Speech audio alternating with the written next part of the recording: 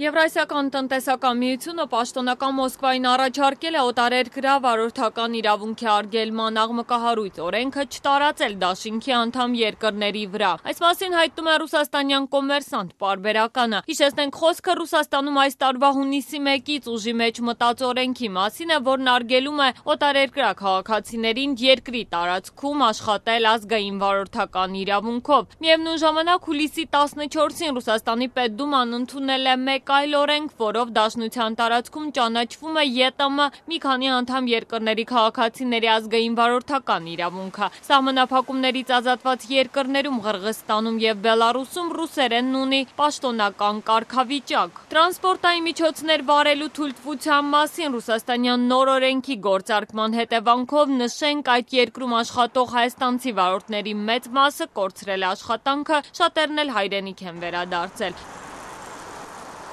Թեման ակտիվ քննարկումների տեղիք տվեց, իսկ Հայաստանում կրքեր բորբոքեց այն բանից հետո, երբ աշխատանքային այցով Մոսկվայում գտնվող Հայաստանի ազգային ժողովի նախագահ Արա Բաբլոյանը հարց բարձրացրեց Պետդումայի նախագահ Վյաչեսլավ Վոլոդինի հետ հանդիպման ժամանակ։ Վերջինս ի պատասխան երկընտրանքի առաջ կանգնեցրեց Հայաստանի պաշտոնակցին, հայտարարելով՝ տվեք ռուսերենին պաշտոնական կարգավիճակ եւ այդ դեպքում օրենքը ավտոմատ կերպով կտարածվի նաեւ Հայաստանի Հանրապետության վրա։ Ռուսերենի կարգավիճակի հարցը Ռուսաստանում մեքենա վարելու հետ կապելու մասին Մոսկվայից հնչող հայտարարությունների ֆոնին ըստ Կոմերսանտ պարբերականի Եվրասիական տնտեսական հանձնաժողովի խորհրդի նախագահ Օլեգ Պանկրատովը հիշեցրել է պայմանավորվածության մասին, ըստ որի օտարերկրացի վարորդների հետ կապված այդ հարցը պետք է կարգավորվի առանձին համաձայնագրով, որը չպետք է հակասի Եվրասիական տնտեսական միության եւ ընդհանուր աշխատանքային շուկայի սկզբունքներին։ ԵԱՏՄ պաշտոնյայի խոսքերով տնտեսական դաշինքը Ռուսաստանին առաջարկել է փոփոխություններ կատարել գործող օրենքում, մասնավորապես բացառել արգելքի կիրառումը միության անդամ